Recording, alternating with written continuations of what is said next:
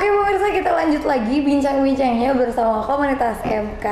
Tadi saya tuh udah berjanji tentang bagaimana cara Ibu Meli Kiong mengajarkan kepada komunitas MK ini sehingga bapak-bapak dan ibu-ibu di sini tuh berhasil dalam berkomunikasi dengan anaknya dan pokoknya jadi lebih akrab lah dengan anaknya. Bagaimana sih? Pemirsa pasti penasaran, saya tuh juga penasaran. Nah, siapa nih yang mau jawab? Ibu Marisa?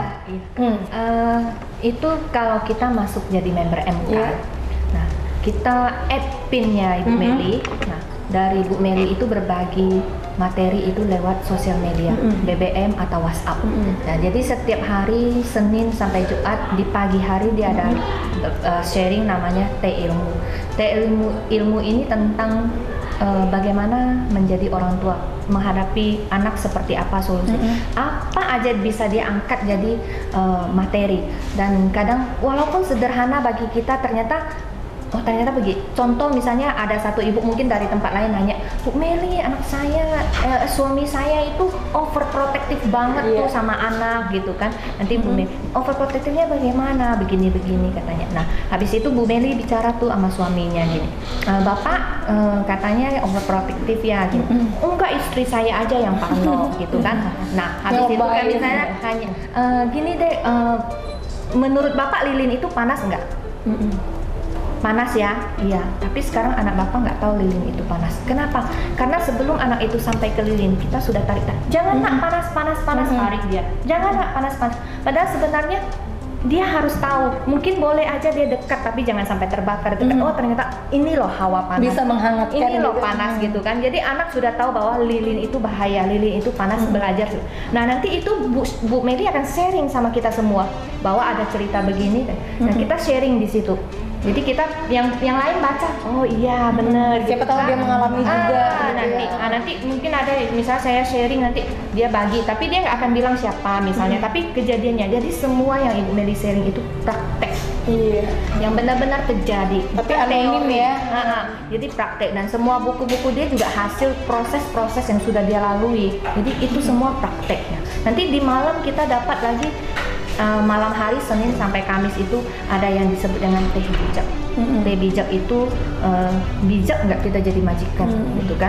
Kita rumah tangga perlu asisten rumah tangga, tapi kita udah bijak nggak jadi ibu majikan, kita nyalahin pembantu aja gitu kan, nggak baik juga. Nah terus ada teh bakti. Teh bakti itu bakti kita sama orang tua kita. Kalau kita cerdas bersahabat dengan mertua itu ya bagus ya. Kadang banyak masalah rumah tangga karena menantu dan mertuanya nanti kelahi dengan suami lagi kan, pengaruh lagi gitu kan. Nah itu di situ juga dia nanti bagaimana sih kita menghadapi mertua kita, orang tua kita.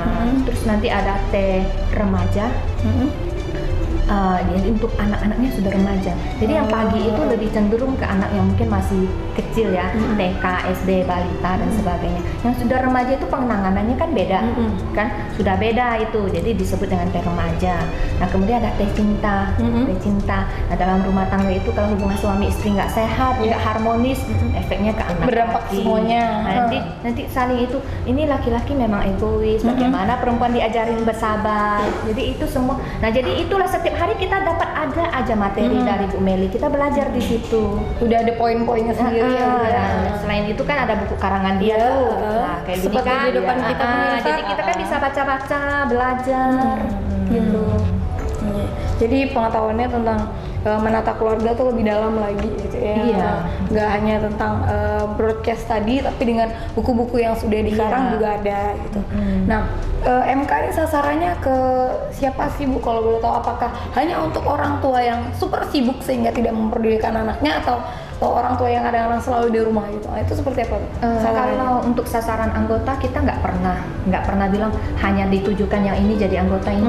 Siapa saja yang merasa perlu ingin belajar, mau tahu mendidik anak bagaimana, menata keluarga bagaimana, ingin belajar menata keluarga lebih silakan, siapa aja, mau belum married, sudah married, mau remaja gitu, bapak-bapak, ibu-ibu, kita nggak ada batasan. Jadi semuanya yang mau belajar, yang mau bergabung silakan. Jadi kita nggak ada sasaran.